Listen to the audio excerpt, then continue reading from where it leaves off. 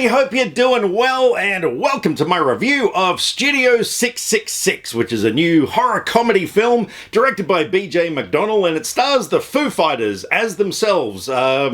Basically, they are the Foo Fighters in the movie, and they're renting out a studio to record their 10th album. Little do they know that some really nasty shit happened in this place, what was it, back in the 90s, mid-90s, and it's still haunted to this day. And so, not only do they have to try and come up with a new album, being that Dave Grohl's creativity has run dry, but they've also got some supernatural stuff to deal with as well in the meantime, which... yeah, leads to some pretty nasty stuff. So, going into this film, I loved the idea of it. I love the idea that we're finally getting another film where a band is the center point of the film, because, you know, back in like the 70s and 80s and stuff, there was like, you know, Kiss starred in their own films. We had even things like the Village People starred in their own film. There was this big thing where like musicians and bands were showcasing themselves in films.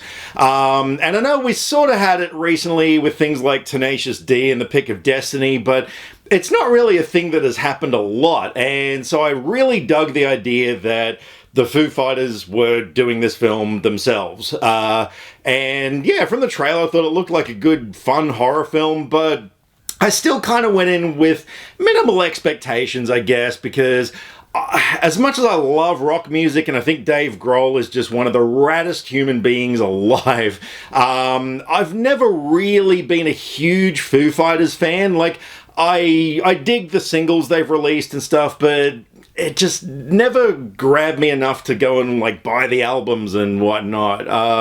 And I only just recently found out that the first album was just Dave Grohl entirely, which kind of, yeah, it's good to know that going into this film, because, man, I had such a wild ride with this film. It is... I'm going to be bold enough to say it is up there with the best horror comedies I've ever seen. I know the film is getting a little bit of a bashing online. Like, I noticed on IMDb, it's only got like a 5.5, which is really kind of surprising because it is so much fun. You know, just the fact that this band are not actors.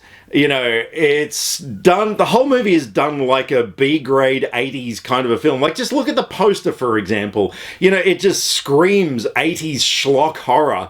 And a lot of times in the film, it is actually done, you know, we're one of those films that is so bad it's amazing. Like the line delivery from a lot of the band members. Dave Grohl was actually reasonably good most of the time. But the rest of the band, like, sometimes their delivery is just so wooden or just cheesy, you know, and it just adds to the charm of this film. The plot borrows heavily from a lot of 80s films, particularly Evil Dead. In many, many ways, it borrows from Evil Dead. I won't go into specifics. If you've seen the film, you know exactly what I'm talking about. On the gore level, this film... it is no holds barred. There are some scenes in this film that are going to stick with me forever. And it's that kind of violence that is so over the top, it is hilariously funny. And a lot of the effects and, you know, gore work and everything in this film was all done practically as well, which I really appreciated. There was a little CG here and there, but there was sometimes you could really noticeably tell when bodies are getting ripped open that, yeah, there was actual, like, props and, you know, mannequins. Not mannequins, like, you know, dummy people. Whatever I'm trying to say. There's a lot of really great cameos in the film as well. Not just from musicians, but John Carpenter, legendary director John Carpenter. He shows up in the film. He also wrote the opening score track as well, the opening title music as well, which I thought was really cool. But yeah, there's some hilariously great cameos from a lot of people in this film. Aside from the rest of the cast, yeah, Whitney Cummings, the comedian, she plays a fairly major role in the film. I thought she was great. His name escapes me, the dad from the Goldbergs. He's in it as well. I love him every time he's in anything. Who else was in the film? Yeah, it was like there was a fair few other people that, yeah, all did great. But it's just, it all comes down to the band, you know, and just the way that they play off each other, the way that they are completely self-deprecating. I mean, you know, Dave Grohl just makes a mockery of himself so much in this film. What I was saying before about how, you know, he was kind of the band, you know, before, you know, other people joined. There's a lot of, you know, feeding Dave Grohl's ego throughout the film, which was just done so hilariously. I think the standout was guitarist Pat Smear. He was so funny. He just pretty much had like one facial expression, this sort of half smile through the film, and it just worked such a charm. That guy was just amazing to watch. The dialogue was hilarious. I just loved this film just from start to finish. It is a wild ride. The only thing that let it down for me a little bit was towards the end, it does lose a little bit of its steam. As I've been sort of saying to people, like, you know, this movie rides on an 11 the whole way through, but then the ending kind of outstays its welcome just a little bit. It's not bad, but I sort of feel there was a point they could have ended it, and yeah, it does keep going a little bit, and it just sort of goes down to about an 8 or a 7. But look, it's a minor gripe, you know. Yeah, I want to see this film again and again. I think I'm going again this weekend. I'm buying it day one when it comes out on Blu-ray, because it is immensely rewatchable. You know, it's just one of those films that you don't need to have a brain to enjoy it.